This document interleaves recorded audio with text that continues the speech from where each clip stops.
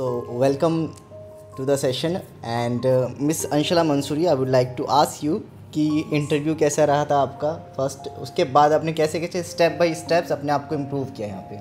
Sure and thank you for inviting me and also Saroj. मैं बताना चाहूँगी कि ये जो मेरी जॉब है ये फर्स्ट जॉब है। आफ्टर 12th मैंने टीचिंग स्टार्ट की, 2-3 इयर्स मैंने टीचिंग की। टीचिंग के बाद मैंने जॉब करने का डिसीज़न लिया। मेरी एक फ्रेंड है, वो इसी लाइन में थी, कस्टमर सपोर्ट में। उसने मुझे सजेस्ट किया हाई5 के बारे में। जब मैं यहाँ इंटरव्यू देने आई थी तो मुझे सच में बिल्कुल भी नहीं लग रहा था कि मैं सेलेक्ट हो जाऊँगी, क्योंकि वो मेरा फर्स्ट एक्सपीरियंस था। मुझे नहीं पता था कि how to crack interview, how to join a team, मुझे कुछ नहीं पता था। फिर मैंने यहाँ आकर इंटरव्यू दिया। मेरा इंटरव्यू बहुत अच्छा गया। ट्रेनिंग के टाइम पर जब हमारी ट्रेनिंग हुई थी, यहाँ पर 14 डेज़ की ट्रेनिंग होती है। ट्रेनिंग में मैंने बहुत कुछ सीखा। पहले मुझे लगता था कि जॉब करना बहुत आसान होता है। स्कूल टाइम में हमारे साथ ऐसा होता था, जब हम सुबह मॉर्निंग में उठते थे, अगर हम अच्छा फील नहीं करते थे या कुछ भी होता था तो हम बहुत सारे बहाने बना देते थे। मेरे पेट में दर्द हो रहा है, मुझे फ़ीवर हो रहा है, आज मैं नहीं जाऊँगी। लेकिन अगर हम एक ऑफिस लाइन में जुड़ते हैं, अगर हम एक कॉर्पोरेट लाइन में जुड़ते हैं तो हमें बहुत सारी चीज़ें स्ट्रगल करनी पड़ती हैं। बहुत सारे फ्रेंड्स को छोड़ने पड़ते हैं। कुछ दोस्त ऐसे होते हैं जो हमेशा हमसे कहते हैं टाइम नहीं देते। हम उन्हें शेयर भी करते हैं तो मतलब एक बात कह देते हैं वो कि सब करते हैं जॉब, कोई अनोखी आप ही नहीं कर रही हो। तो मतलब सबकी लाइफ बहुत डिफरेंट होती है। अगर आप एक कॉर्पोरेट लाइन में जा रहे हैं तो आपको कुछ चीज़ें स्ट्रगल, बहुत कुछ छोड़ना भी पड़ता है। अगर आपको कुछ अचीव करना है तो आपको बहुत कुछ छोड़ना पड़ेगा कुछ अचीव करने के लिए। मोस्टली छोड़ना ही पड़ता है अगर आपको एक चीज़ भी अचीव करनी है। आप कुछ कहना चाहेंगे Saroj? Okay Saroj, my question is to you. आपको बहुत जल्दी यहाँ पर प्रमोशन मिला, उसके बाद आपने जैसे इतनी बड़ी टीम हैंडल की। फर्स्ट बैच आपका शायद जो था जिसको आपने ट्रेनिंग दिया, I think it was 30 to 40 around, right? Yes. उस पूरी टीम को आपने टीम लीड किया, कंट्रोल किया। उसमें कई सारे ऐसे बच्चे थे जो आपकी शायद बात नहीं मानते थे, बट फिर भी आपने अपने दिमाग से या कह सकते हैं कामनेस शो किया उन सब के लिए, और पूरे बैच को इजीली हैंडल करके आगे आपने उनको सर्टिफाइड करवाया। तो क्या क्या चैलेंजेस आपने फेस किए जब इतने बड़े बैच को आप हैंडल कर रहे थे? बेसिकली फर्स्ट ऑफ ऑल मैं तो ये कहूँगी thank you for the opportunity. And even इससे पहले मैं जिस ऑर्गेनाइजेशन में थी वो ऑलरेडी डेवलप्ड ऑर्गेनाइजेशन था, तो वहाँ से मैंने लेफ़्ट किया। इवन वहाँ पे सैलरी हाइक भी ज़्यादा था, बट कहीं ना कहीं यहाँ पे न्यू प्रोसेस हाई5 में एमा आया था, तो इसलिए मैंने यहाँ पे स्विच किया। कहीं ना कहीं न्यू प्रोसेस होता है तो अपॉर्चुनिटी हमारे पास बहुत ज़्यादा होती है। तो फर्स्ट बैच हमारा था अप्रॉक्स 40 एम्प्लॉयज़ थे। उसमें से लास्ट में बहुत ज़्यादा जर्मन लैंग्वेज को देख के, जर्मन क्लाइंट्स को देख के बहुतों ने वहाँ पे स्विच भी कर दिया, बहुतों ने वहाँ पे छोड़ दिया। बट कहीं ना कहीं फर्स्ट बैच से लेकर और अभी तक हमारे पास 6th बैच आ चुका है, तो कहीं ना कहीं बहुत सारे चेंजेस आए हैं। फर्स्ट बैच में इतना हेक्टिक प्रोसेस था, हमारे पास प्रॉपर कोई रिजोल्यूशन नहीं था, हमारे पास पॉइंट ऑफ पर्सन्स नहीं थे, क्योंकि उस टाइम इवन सीनियर्स भी उतने नहीं थे। बट हमारे पास अब ज़्यादातर POCs अवेलेबल हैं, तो कहीं ना कहीं कोऑर्डिनेशन हमारे पास अब बहुत ज़्यादा है, हायरार्की है। एंड इवन मैं 1.5 मंथ्स में एज ए SME प्रमोट हो गई थी यहाँ पे, जो कि मेरे लिए बहुत ज़्यादा अच्छी अपॉर्चुनिटी थी, क्योंकि इससे पहले अप्रॉक्स मैंने 1 ईयर काम किया था, बट कहीं अपॉर्चुनिटी नहीं मिली थी मुझे वहाँ पे। बट यहाँ पे करने के बाद, ज्वाइन करने के बाद 1.5 मंथ्स में SME प्रमोट होना बहुत बड़ी बात होती है, जो हाई5 की तरफ से मुझे ये मिला। तो आपको क्या क्या डिफरेंसेस मिले, क्या क्या बेनिफिट्स मिले जब आप प्रमोट हुई? क्योंकि हमारे बहुत सारे दर्शक ऐसे हैं जो कि खुद प्रमोट होना चाहते हैं बट किसी ना किसी कारण प्रमोट नहीं हो पा रहे। तो क्या कमियां हैं या क्या वो इम्प्रूव कर सकती है, प्लीज़ उनको सजेस्ट कीजिएगा। हाँ, बेसिकली जब मैं ये बोलूँगी, उस टाइम मैं कॉल लेती थी तो हमारे पास बहुत ज़्यादा कॉल फ्लो होता था, क्योंकि ऑल ओवर इंडिया हमारे पास एमा के एक ही कस्टमर सपोर्ट लाइव हुआ था।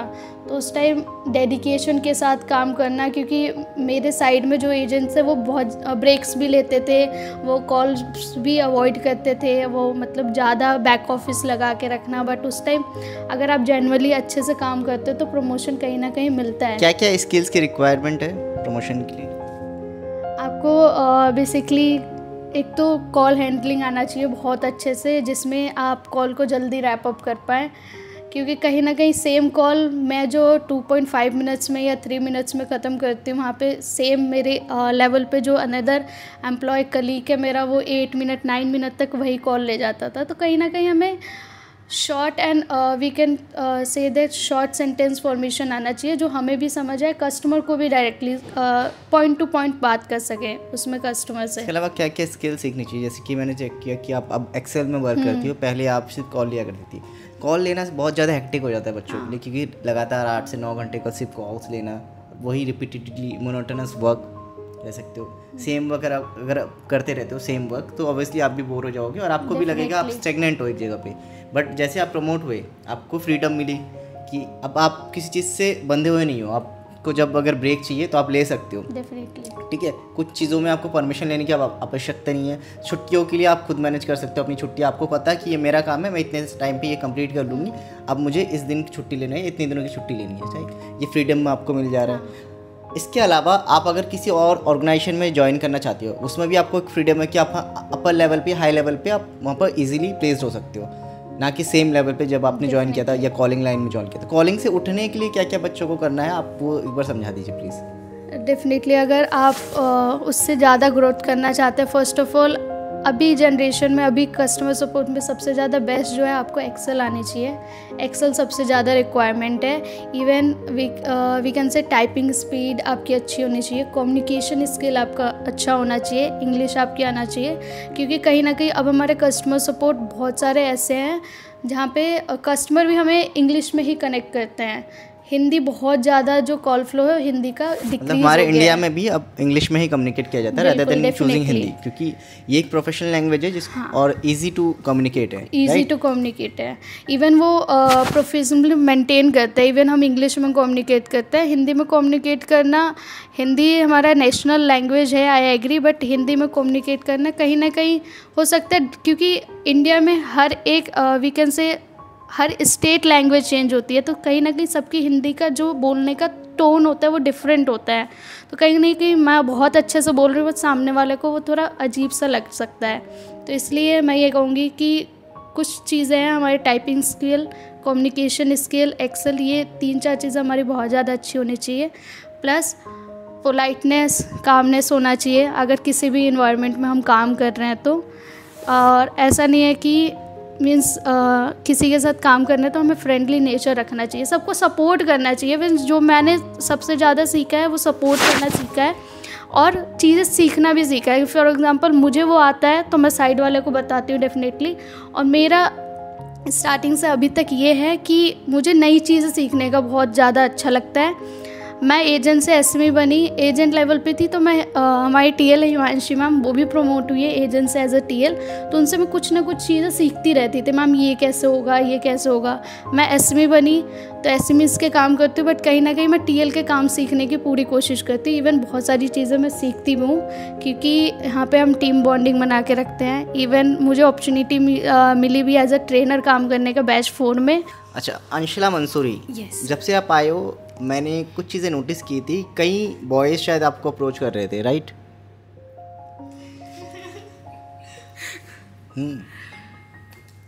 हाँ, आप कह सकते हैं। तो मेरा ये प्रश्न रहेगा, जो फीमेल्स आती हैं खासकर फ्रेशर्स, उनके लिए आपका क्या सजेशन रहेगा? कैसे किस प्रकार की चैलेंजेस उनके पास आती है? मैं बिल्कुल बताना चाहूँगी। बीइंग अ फ्रेशर, अगर आप एक कस्टमर सपोर्ट में आ रहे हैं, अगर आपको एक जॉब करनी है, हमारी जो एज होती है 18 से 23 के बीच में, हमारी एक ये ऐसी स्टेज होती है लाइफ की जिसमें अगर आप चाह कर भी कंट्रोल नहीं कर सकते हैं।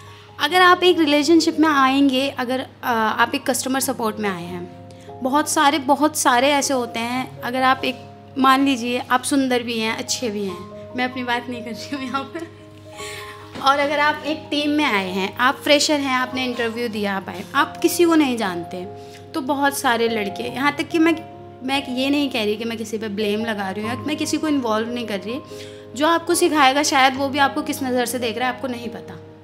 बहुत सारे लोग ऐसे होते हैं जो आपके मुंह पे आपके होते हैं, लेकिन वो आपके बारे में क्या सोच रहे हैं आप नहीं जानते, क्योंकि कोई किसी का जो मन है वो नहीं पढ़ सकता।